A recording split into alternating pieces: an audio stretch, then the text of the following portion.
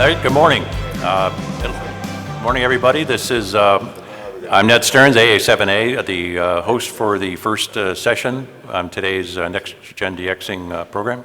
And this session is about mission planning. It's very important, the most important step.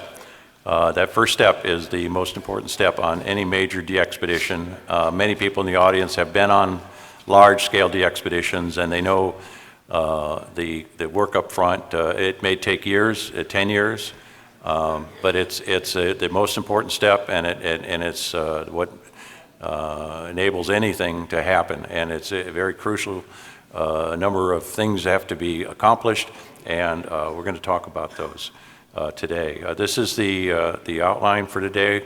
It's about setting objectives, and I'm going to have George Wallner, AA7JV, down at the end, who many of you know from the RIB development, from the magnet. You're going to hear about that and see some amazing videos Sunday morning about the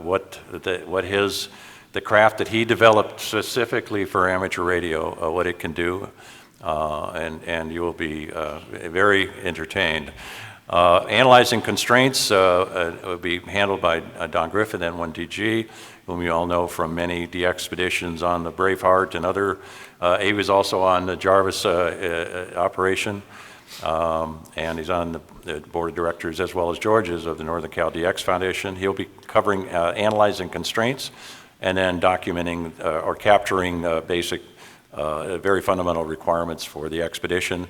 And then we've included here today the Radio Sport and Regulatory Information Manager, Bart Jahnke, W9JJ from ARRL, who's going to get us up to date on some recent changes, or not really changes, but how we interpret the effects of remote operation in meeting FCC and any government's requirements for operating radios remotely. So since you have seen him here on the panel, let me turn the microphone over to George. Go ahead, George. Yeah, thank you, Ned. So there are many ways to plan a DXpedition. This is the wrong way. That is, you cannot expect things to go right if you don't make them right. You cannot just say, okay, it's gonna be fine. I don't have to worry. All I have to do is turn up on an island, put up the antenna, and plug in the radio, and it will all work. That's not going to happen. The reality is that the first thing is, do you need a landing permit? That's really the number one gating item that will determine what kind of, if ever, DXpedition you're gonna have. So if you need a landing permit, you really have to develop relationships. You cannot expect the government department to say yes just because you filled out a form. That's not how it works. For them, it's much easier to say no, and very often that's their policy anyway. So you have to overcome this. And you have to really look at what they want. Instead of being contrarian, you have to just basically conform to what they want. Good or bad, doesn't matter. If they tell you you have to bury the antennas, you will bury the antennas. That's really how it is. And the opposite of that, do not propose anything they don't want. You know, like, oh, we're gonna fly a kite with an antenna at 300 feet. If they don't want it, they don't want it. They are in charge, they own that land. You think that that island is public grounds? No, it's not. They own it. They 100% own it. So you need to get the permit. Until then, don't bother planning. Don't make an announcement because you're going to end up looking foolish. So really, that's the number one thing, if the place requires a permit. Then your next decision is whether you're going to have a big or small DXpedition. That really is a very crucial decision because it will end up with a completely different cost structure. That is, if you say, I'm going to have a big DXpedition, let's say you start with 10 people. You put your budget together and you will find that, oh, I need more operators because I need more money. Because you have more operators, you will need more money. So then you again need more operators. And you got to be chasing that and end up with 20 people or something.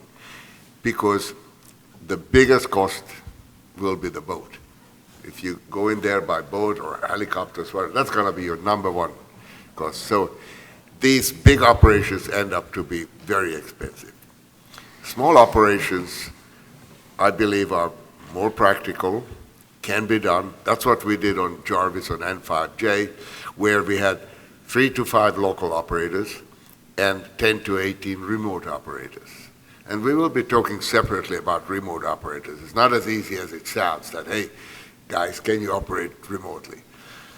The big benefit, of course, is a much smaller boat, much lower cost, and proposing a smaller operation may make getting the landing permit easier. That's really a very crucial factor. They view completely differently a proposal where it's 40 people or 30 people trampling all over the place, camping all over the place, or an operation where you basically have a very small footprint and a very light touch. So that's really, I think, the downside. Of course, it's crazy complicated, and later on we'll talk about that. It's really far more complicated than one would think. So transportation is really the biggest thing. You have to many places charter a boat. A small boat would cost between $90,000 and $150,000, depending on the crew size and the size of the boat. And a larger boat, $300,000 up, and up. You know, the $900,000 I have there is probably an understatement. And the real killer is that you have to sign the boat up 12 to 18 months in advance, and you have to put up a 50% deposit. So that really puts it in perspective that you're really talking about a 2 to 3 year time frame to put a big operation together. It's pretty rough. Now, I'm not saying these things to discourage anybody. In fact, we need more DXpeditions, and we're really holding this session to encourage people to think about DXpeditions. Even if you think, oh, I would never go on one, maybe you can. Maybe you don't worry about the top 20, just the top 100. Maybe you can do something. Maybe you know somebody somewhere. So what we're really trying to do is make it, encourage people to think about it. So the next thing is you have to test things. Now, for N5J, we went through an incredibly long and tricky testing regime, partly because it was a RIP type operation where we had the equipment on the island, but no camping whatsoever. All the operators were on the boat and remotely operated. And it was very complicated. You would think that it should be easy. A regular DXpedition is relatively easy because it's basically what you do at home. You know, you have a table, you have the radios on it, the power supply under the table. Only difference is there's a generator and the sides of the tent are flapping in the wind. But otherwise, it's what you do at home. A RIP type operation is completely different. And there are so many tricky issues that you have to overcome that you need a lot of time. And before N5J, this is what we went through. If you look there, we went first to Marquesas in French Polynesia. Then we did 2 operations there. Then we went to Ducie Island. Really, Ducie Island was still just a test for N5J. Then Penryn Atoll, better. We got better. Then we operated from the Manu Islands is American Samoa, KH8. We operated from there, learned more lessons. East Kiribati, we were testing new antennas that were more bird-friendly. Then we went to Wallis, tested more antennas. And then finally in American Samoa, we had this full dress rehearsal. And that's really the most important thing. If you think that things will work when you go to an island without you having tested exactly that same configuration very thoroughly, they won't. So you have to have this full dress rehearsal to get it right. And we got lucky. N5J went down pretty smoothly, very few problems. We measure the effectiveness of the system is how many trips we have to make to the island. Actually, a trip to the island is not a simple thing. It's a 2-3 hour undertaking because you have to change clothing, then you get the tender in the water, you jump in there, you go out to the island, have to secure it, then it's maybe raining, it's maybe blowing, or waves, all that. Then you work on the island, get your work done. But remember, if you just forget one thing, you have to go back to the water. So it's a major undertaking, and you want to do it as few times a day as possible. You have to do it at least once to refuel the generators, but otherwise we measure our effectiveness by how many trips to the island. And on Jarvis, we got it pretty well down to 1, maybe 1.5. Now, there are other ways to overcome the rules. Here's an example. Many places you can do things on the beach. You don't need a permit. This is an example of Mellish Island, Mellish Reef. We haven't announced it yet, but we're planning an operation there because we will set up everything on the sand apron. We don't need a permit. So this is another way to get around this permit. Find a way to do an operation where you don't need a permit. And here, an important point is that, look at all these names of tides. The rules normally say high tide, low tide. No, there are many high tides. There are like 4 different high tides. So by working through the rules and figuring what tide is where, you can actually get away with things that you would think impossible. Here is an example of a rip station set up on a sandbar. That is not considered to be part of the island. What's behind it, that's the island. So that's really how we got around this particular rule. Good. Okay, thank you very much. Don will carry on with the analyzing constraints. If you look at George's objectives, those are also your constraints. They're totally in parallel. So working towards that, what's the demand for this place? If there isn't a lot of demand, there isn't a lot of money. It's as simple as that. So you're determining who your audience is. And Marty Lane always said, I'm an actor playing to an audience. You have to know your audience. Being on 160, you always have an audience. Setting up on 20 meters at 2 in the afternoon, if you're in the Caribbean or even in the Pacific, you could CQ an awful long time. So determine not only the country being number 5 or 10 or 20 or 40, it's where's the demand, and does the place you're going to constrain you from meeting that demand? There are countries in Europe even, like Monaco, where you're hindered by a mountain. So where's the demand for Monaco? It's not 20 meters at 2 o'clock in the afternoon. It's being on 160 in the middle of the night, being on 6 because North America is blocked. So that's a constraint. Analyze it, prepare for it, and meet it. And find a location that meets it within that DXCC entity. The other constraint is it's great to have, like we had on Jarvis, 50 trained remote operators. But you have local operators that paid a lot of money to go to a location, sweated out 100 degrees in the heat to set up this, and we want to operate. At the same time, we can't stay awake 24 hours a day. So when you set up your stations, a certain number have to be for remote operators, and remote operators don't want to sit on 20 meters at noon, so you have to give them low band privileges. The other mix that you have to look at is, as George said, the money. The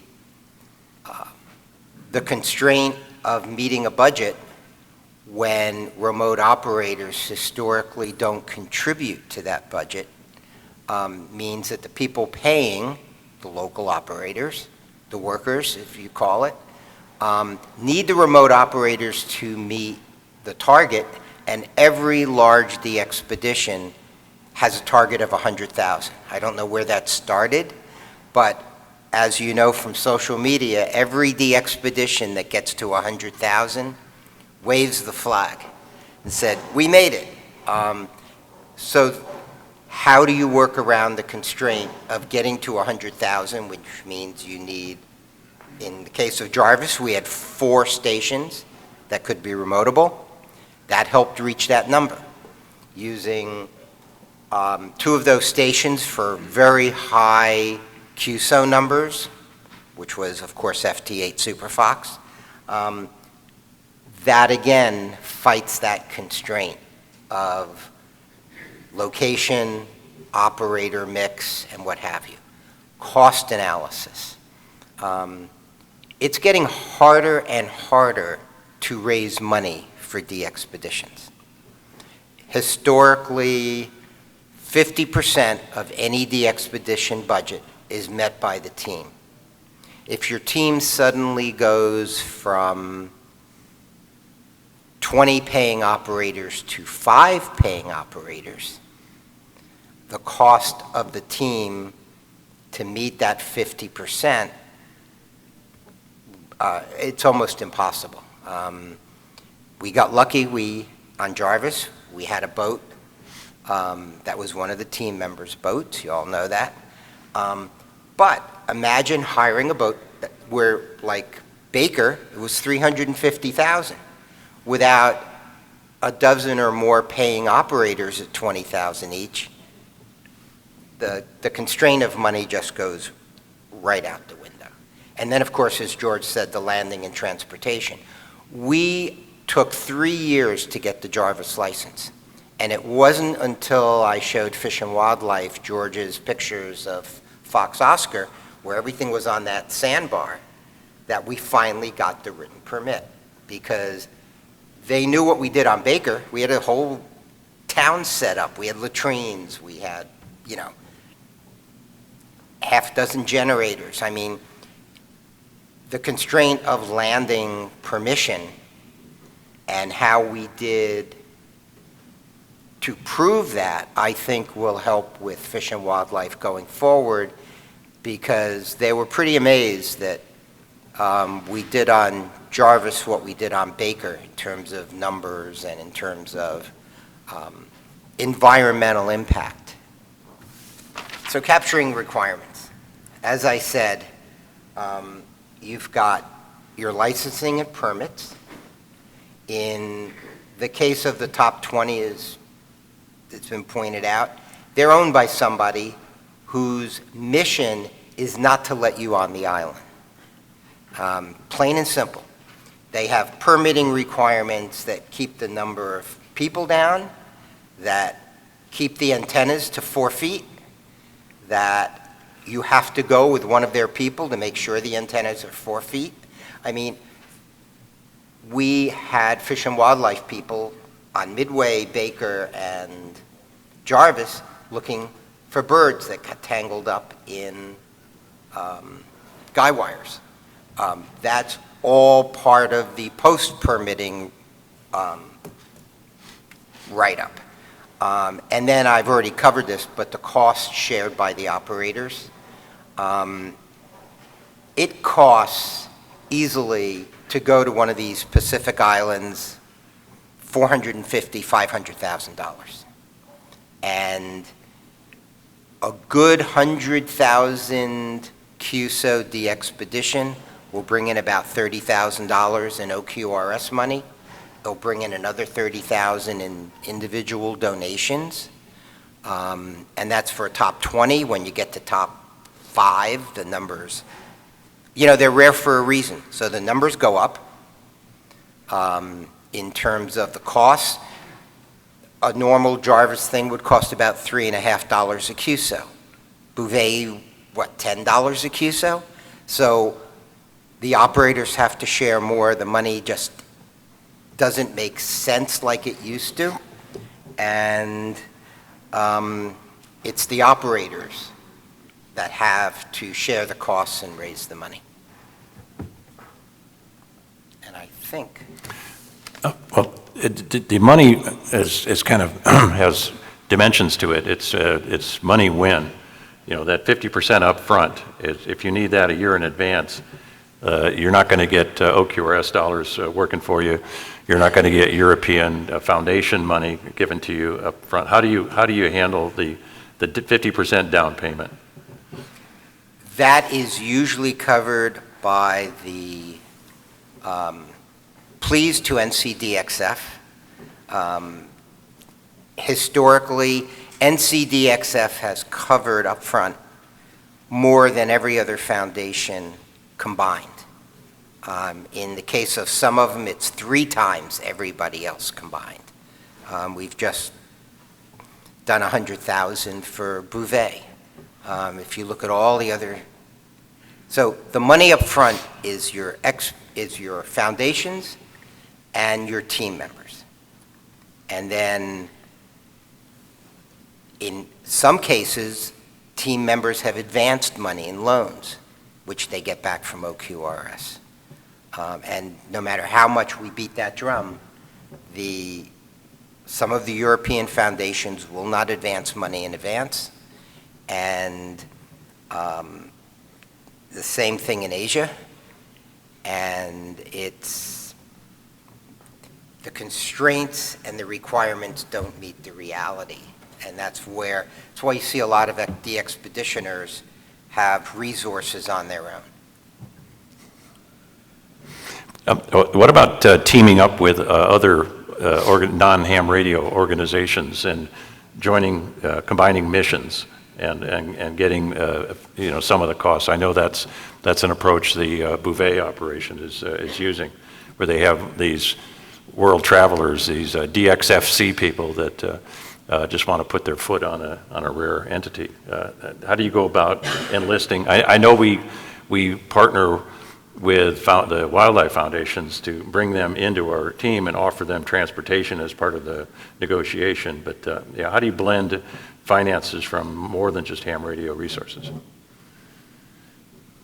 When we went to Midway, we had somebody contact us, wanted to go. I think Adrian can address that, but I think the most traveled people contacted the Bouvet people, correct? It wasn't the opposite. You didn't go find these people. They came to you, right?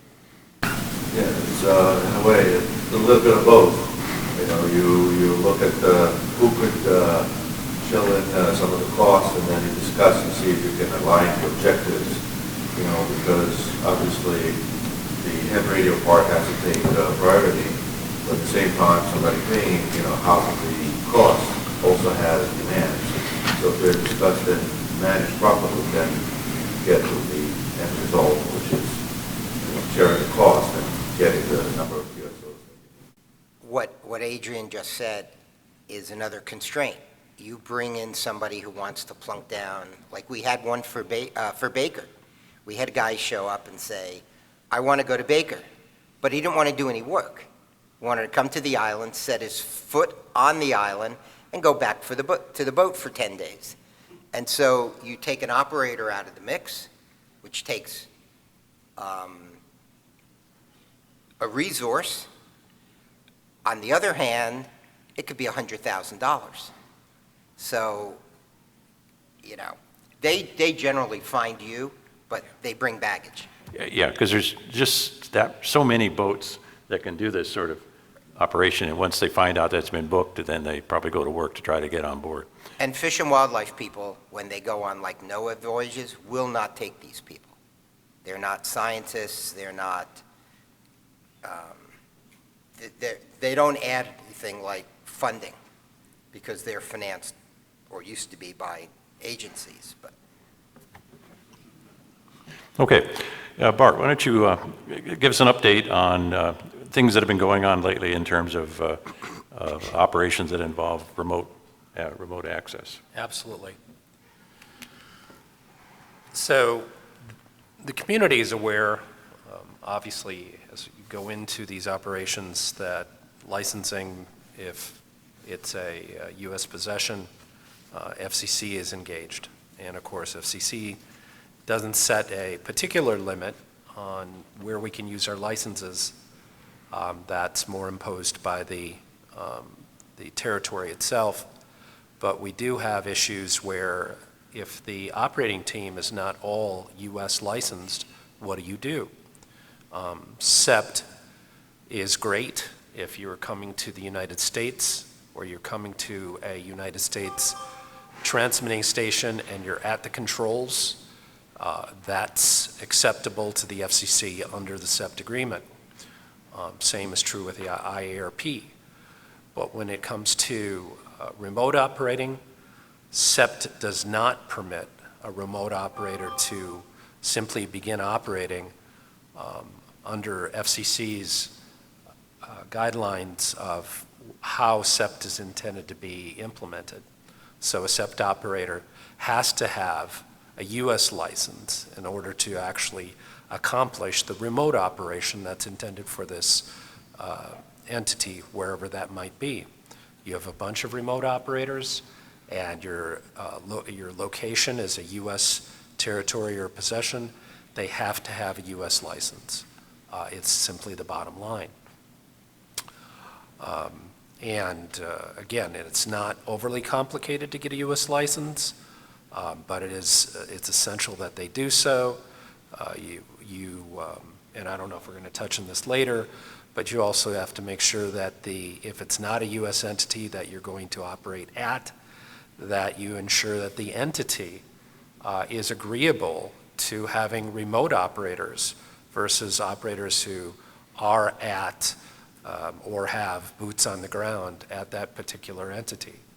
So again, you have to ensure that each of the operators, if it's required by the entity, have the appropriate licensure to operate that station, whether they're there physically or they are doing so remotely. I don't know how much deeper you wanted to go. No, that's good. I think yeah, that's for now. I think it's. And we have some examples of that have played out recently. As an example, Don Jones is here this week and has been in Malawi for 8 years or so and has gotten a large number of youth to get their license. And the way they got their license was they first got a U.S. license remotely. So it is not that hard at all online to apply for a U.S. license. So it should not be an imposition at all for anybody to comply with that. And U.S. licensing today, good, better, and different. You know, there are differing opinions out there, but obviously the studies can be done remotely. The testing can be done remotely as well. So those are options that we didn't have pre-COVID. Right. Yes, sir. What about licensed classes, like get a technician to operate FT8 on 20 meters, or is there a control operator involved? So that's the exact appropriate question. Yes, license class is important. If you don't hold the appropriate class for the frequency that you're going to be the control as the operator of, you as yourself are a control operator until the privileges that you want to exercise exceed those of your own license. And at that point, you need to have a control operator acting on your behalf who said, as a control operator, I'm going to ensure that you operate within the conditions of the higher class of license and still have privileges to do so. So control operators play a large and important role. If you don't, as a non-U.S. licensee becoming U.S. licensed, if you don't go directly to extra class from the beginning.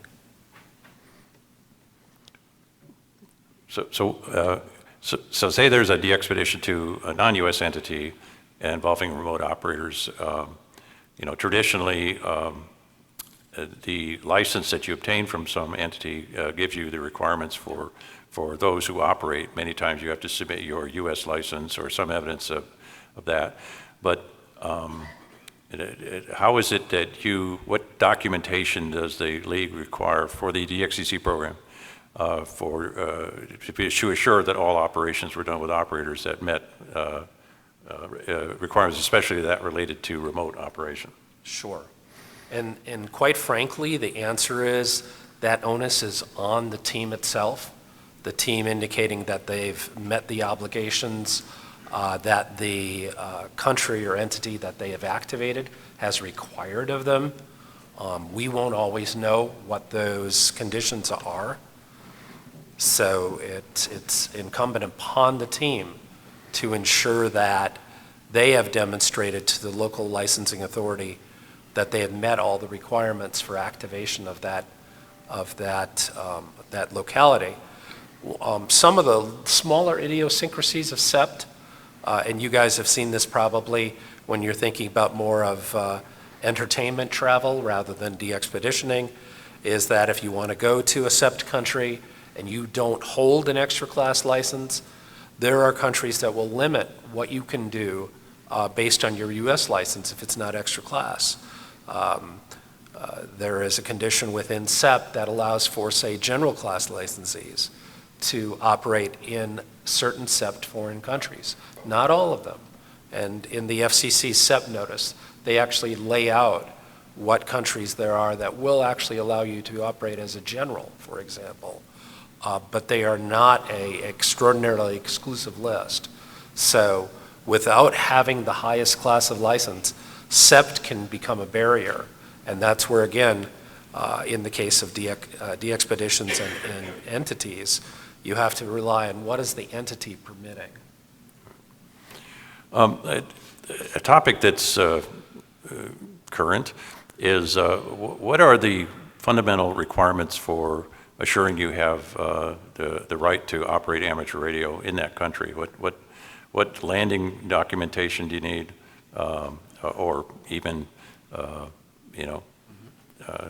mean, I don't want to get too much into the details of ongoing events, but what are the basic requirements? What is it you ask from anybody planning a DXpedition to a rare entity that's not often on? Sure.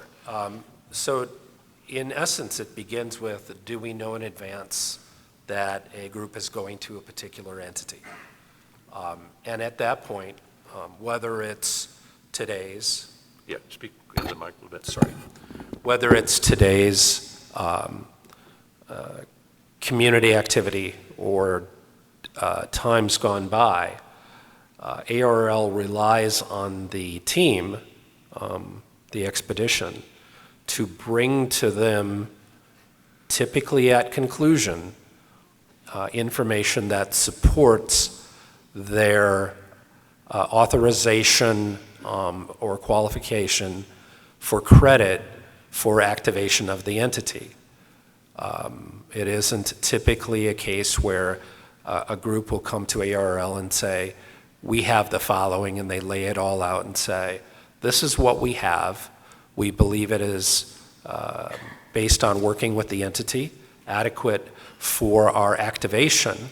Will it meet the requirements for the DXCC award program? And again, why do these activations take place? Why did the chicken cross the road, typically? It's because the DXCC award program is the ultimate goal here, to qualify for entity credit. So carrying the premise forward, there's basics. The basics that the system will say, does the team or group have these basic things? Do they have the licensure information that has been set forth by the entity to be able to activate that operation of that country? The second thing is, do they have permission to go there? Again, this will be documentation that, depending on the entity, ARRL needs in order to approve that country for credit, again, typically after the operation is completed. And then lastly, did the operation, the group, actually go there, and can they demonstrate through documentation that they arrived, stayed for their period of time, that we don't necessarily have to know that they departed, but those are the three criteria, basically by default, that our system expects us to ensure has been met. You don't require documentation for all DXCC, but there's a list, a subset of those, and that I think, as my knowledge, it's captured in the log of the world sort of It is. database that says certain countries won't be automatically accepted with an upload unless there has been something done by the desk, the DXCC desk. Can you explain that a little bit? Sure. So it starts at the logbook certificate. So each time an application comes in for a logbook certificate and a specific country is indicated as the entity, logbook has a table of requirements for each entity. And it's a series of checkboxes, frankly, 3 of them. So it's the 3 I outlined: licensure, documentation that you're allowed to be there, and documentation that you actually went there, in simplistic forms. Now, as we start thinking about those entities that are more rare, more stringent, you can certainly think of a couple of handfuls of different locations. We talk about our own Pacific Islands and the limitations set forth by Fish and Wildlife, Department of Interior, you name it. Those go well beyond just our 3 simple checkboxes, but are highly critical to ensuring that the operation knew, even before they got there, as our panel has described, that they could even be there. And that, knowing up front that information is required is typically demonstrated to us in advance, because obviously there's fund driving, there's promotion. Through all of that publicity, trying to ensure that the community knows that it's going to happen to drive contributions and to drive up the QSO totals. These aren't things that you want to necessarily do quietly before the operation takes place. So again, not every operation is managed the same way, and in that regard, is it better to know in advance? Definitely. And there will be countries where, for whatever reasons, through geopolitical change, et cetera, what the requirement may have been in some decade gone by has changed, and the requirement is significantly more stringent today. And that doesn't mean that we have this perfect knowledge base either. We may have to call upon from, on the ARRL end, our own pool of knowledge base,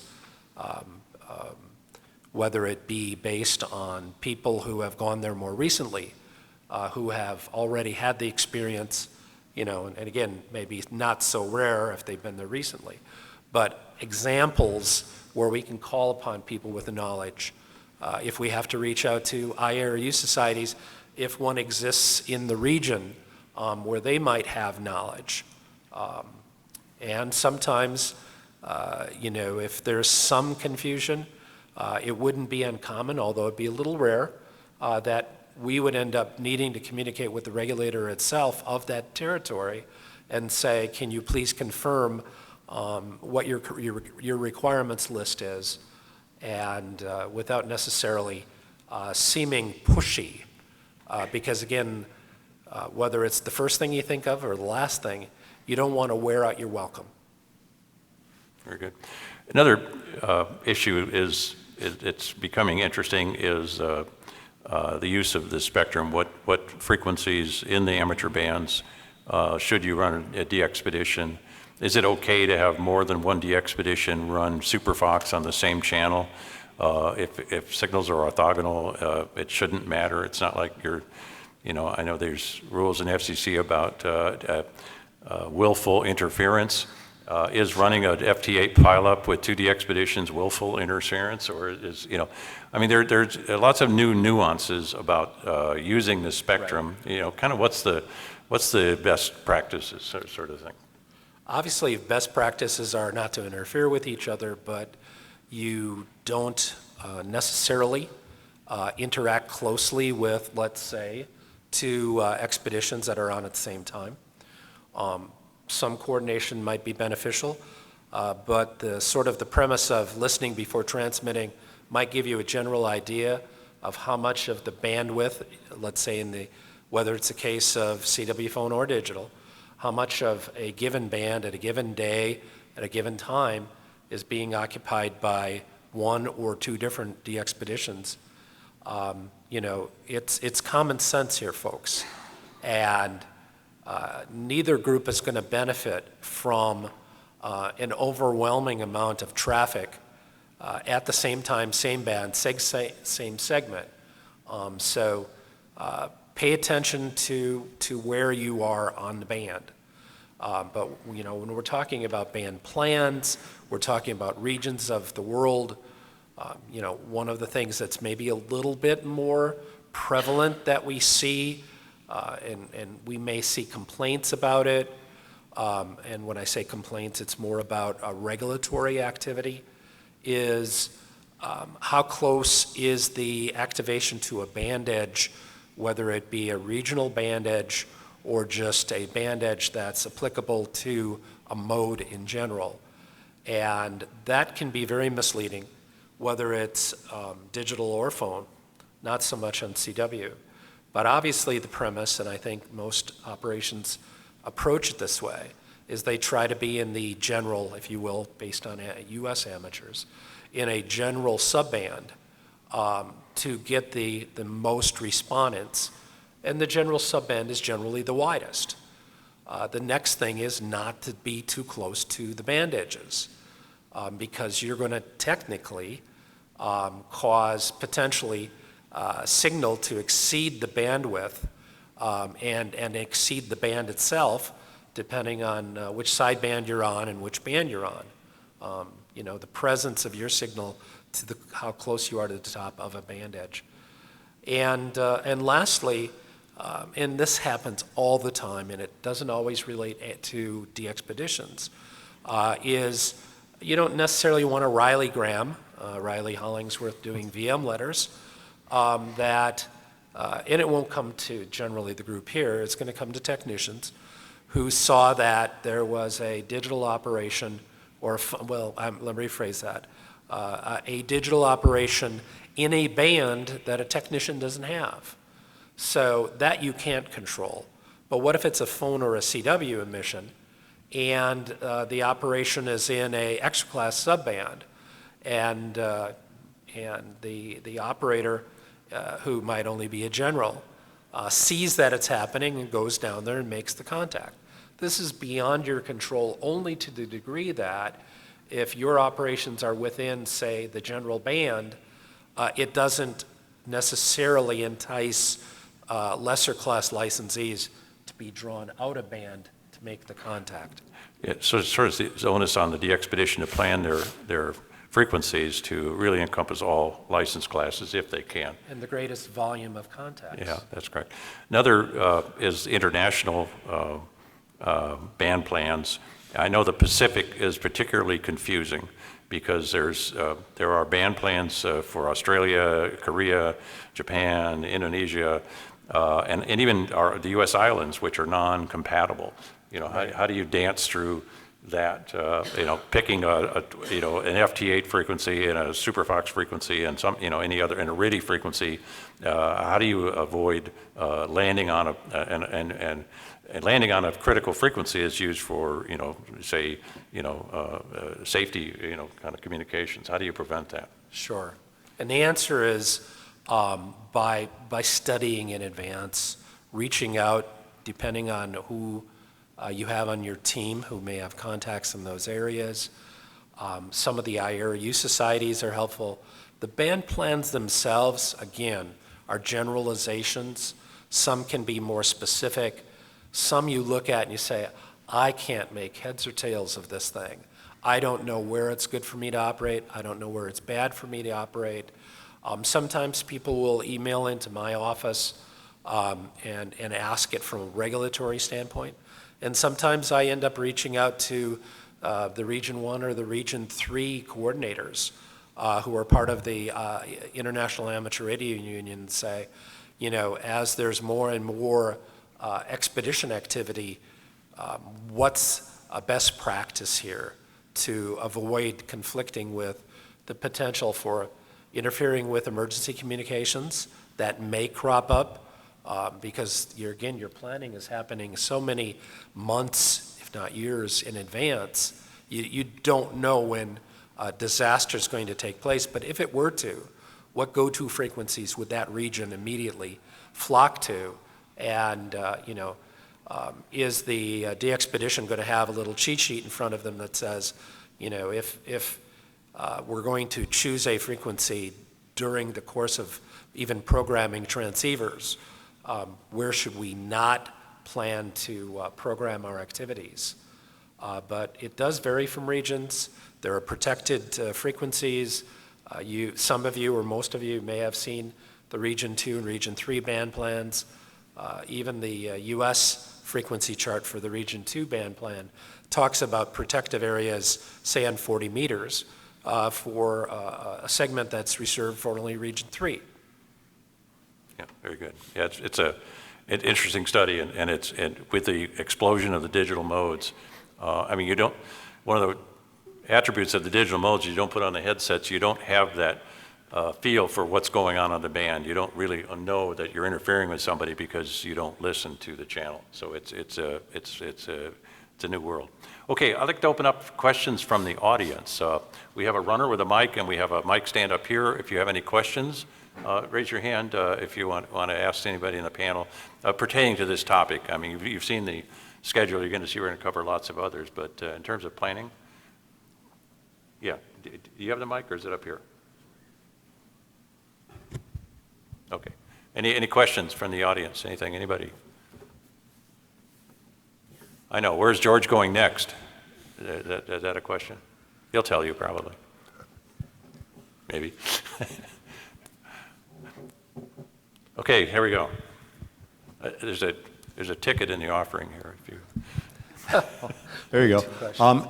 After Jarvis, what's the feeling that you get from Fish and Wildlife about future islands? Does this kind of pave the way for new options, or are you sort of starting from ground zero every time you approach them? Good one. Okay, so we had 3 fish and wildlife biologists with us. They are about halfway through their after-action report. I will tell you that after Baker, there was a whole section on should we allow armies of hams taking over an island. What I've seen, because it's a process that involves the team, they don't just write it up on their own. There is a lot of high marks for minimal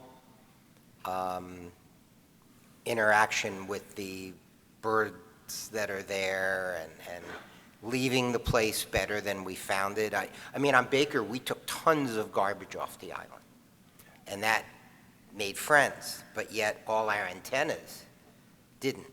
And in fact, the requirement on Jarvis was for smaller antennas. And while we were on Jarvis, they kept asking, does your antenna have to be that big? They would love to see a 10-foot, 160-meter vertical. So would we. That said, and to answer your question, they're very happy for 2 reasons. We took 3 biologists at no cost to Fish and Wildlife, whose budgets are getting slammed. In many cases, they hadn't been on Baker in a while. They hadn't been on Jarvis in over a decade. They need us and realize they need us to get places. Now, if you go through what they have, the Holy Grail is Curie. Fish and Wildlife doesn't manage Curie. The state of Hawaii does. If you look at Midway, that is also Hawaii in conjunction with Fish and Wildlife. Johnston, we asked for Johnston and got told to look at Jarvis as a possibility. The Fish and Wildlife people needed to go to Johnston and said we could go there.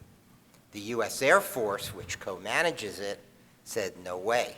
We don't need hams on our base. Now, Johnston is now being considered to be given to Elon Musk and SpaceX to launch satellites. and Starlinks and stuff. And that has Fish and Wildlife furious because there's tens of millions of birds on Johnston, including some rare ones. And the Air Force has been saying for decades, even some of the Fish and Wildlife expeditions there shouldn't happen, and there's a live plutonium dump on Johnston. So the Air Force for a very long time has killed any chance of going to Johnston, but politics sometimes trumps everything else, and you may have a shot at working Johnston, but it's going to be by some contractor who works for SpaceX. So yes, Fish and Wildlife is very happy with us, but you don't only deal with Fish and Wildlife for these Pacific islands. They're co-managed in many cases. Okay, any other questions? Okay, thank you very much for this session, and